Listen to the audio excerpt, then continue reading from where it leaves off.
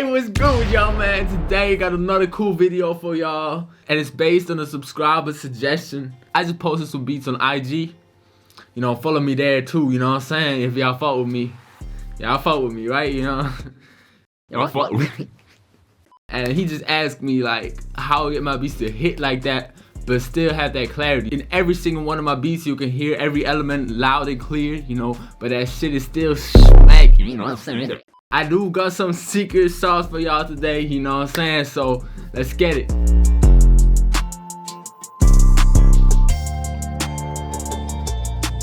I feel like first of all I just gotta come clean. Like most of it is just sound selection and leveling. Like these two things are still highly underrated and they take a long time to really master. Like I feel like you never like truly master them, and you're always gonna have room to better yourself, especially in these two things, especially the 808 and hi-hat. Like how they sound together is very crucial. So if y'all pick sounds, just solo the 808 and hi-hat and make sure they first of all are leveled right, and second of all they like don't muddy each other up type shit. Like they really fit together very well. But now let's get into the real sauce.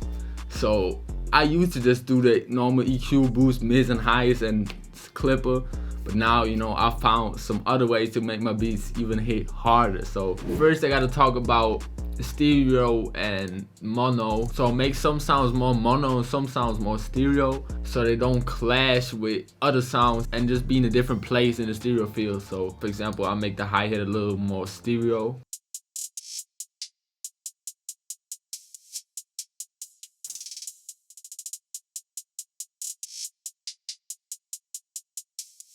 I just like the sound of that, you know, it's just personal preference, to be honest. Like, it's not finna make your mix like that much better, but all these things just add up at the end of the day. The snare is a little more mono, and the 808 is actually a little more stereo too, because I just like the sound of it. I just like a more wider 808, you know. You could also just put an image on there, which is probably cleaner, because making anything below 140 hertz stereo is just gonna create phasing issues. Always on imager will probably be way better, but to be honest, if the beat hidden is hidden, you know. Just make sure the shit is hidden, bro. That's the only thing that matters. Like. And we got the bass, you know, normally put it all the way in mono. Sometimes the bass is in mono already, so that don't make any difference. Sometimes the bass has some stereo signal too, so doing this is gonna remove the whole bass almost. And then the kick is a little mono too.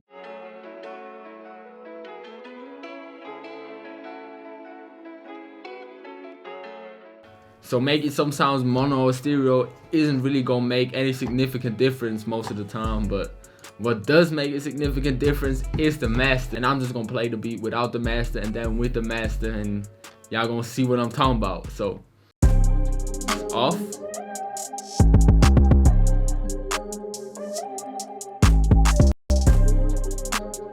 On.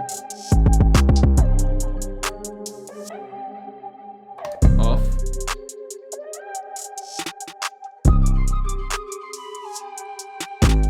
On.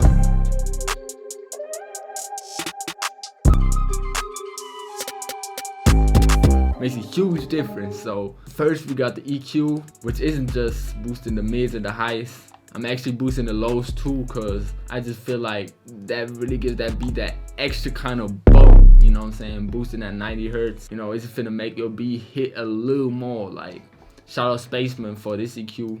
I feel like that's the best EQ you can put on your match. You gotta play around with how much you actually finna boost those frequencies, but for example, I don't really like boosting that much of the mids, so I have that kind of low. Just try around, but that's, you know, basically the essence of it. Then we got the plugin that really makes a huge difference. This plugin is so good, I feel like it don't matter how good your mix is, this plugin gonna make your beat like hit 50 to 20% harder, I would even say, like every time. And it's so simple to use, you know, it's go fast. We got the live and master version, because the live version doesn't have any latency, so I use that while making the beat, and then before I export I switch to the master version because it just sounds a little better. So this plugin essentially EQing the beat for you to make it more pleasant for the human ear. So yeah, it's just insane and it's so easy to use. All I'm doing is using the recover and tame, usually between 16 and 20%. And most of the time I got the recover like 1% higher than the tame. But yeah, you're gonna see what it does when I play the beat.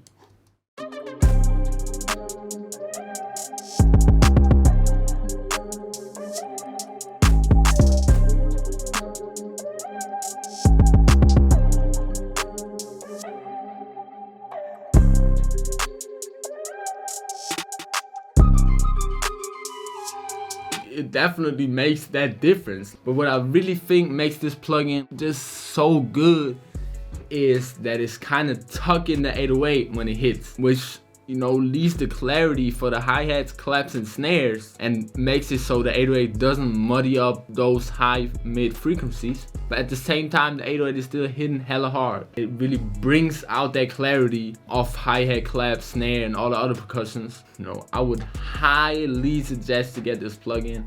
Highly suggest. I use it on every beat. And then we got the clipper, obviously, you know what I'm saying, simple and sweet. You know, you can just use the soft clipper. I don't really think it matters. This might sound a little better, but, you know what I'm saying, who cares at the end of the day? That's pretty much it, you know what I'm saying? I'm finna show y'all some more examples. I see you know well.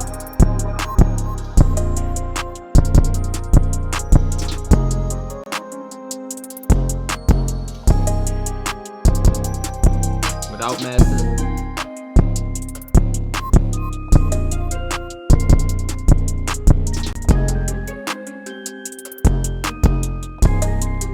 So clear, but it's still hidden. Like, you know, I feel like I found the perfect master. Like, I ain't gonna count. Definitely got some sauce today, you know what I'm saying? Y'all definitely learned something. So I ain't gotta say, if y'all learned something, like the video. I know y'all learned something from this. So what y'all do, you know, obviously you already liked the video. Y'all already turned on notifications. Y'all already did all of that. And y'all already got my analog that back too, you know what I'm saying? I already know, see. Another contact video coming next.